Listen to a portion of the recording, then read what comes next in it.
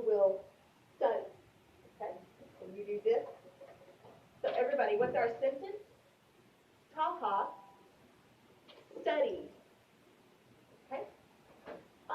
What kind of sentence is this? It's a simple sentence, right? They are a simple sentence. They are one independent clause. Okay? Can they stand up here by themselves? Yeah, they can stand up here by themselves. They make sense. Now, we're going to introduce another clause. Okay? Shomu, will you be my subject? Okay. All right, and see, Shino, can you be the verb? Now, you guys are one, what is it called? Independent clause, right? So I'm going to have this independent clause step over here.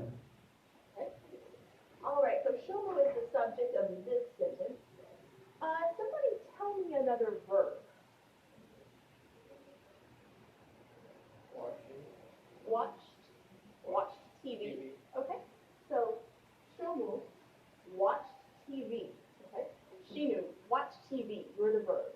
Very good.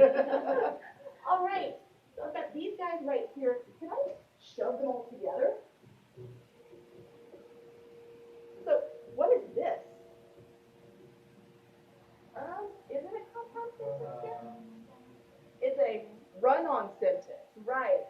So like here, Miho and Shomo are just sitting together. This is a run-on sentence. I need something between them so they can go together. I've got two choices.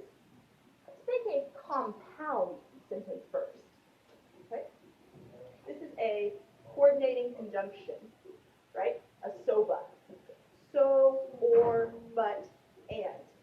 Okay? Hiro, can you be my coordinating conjunction?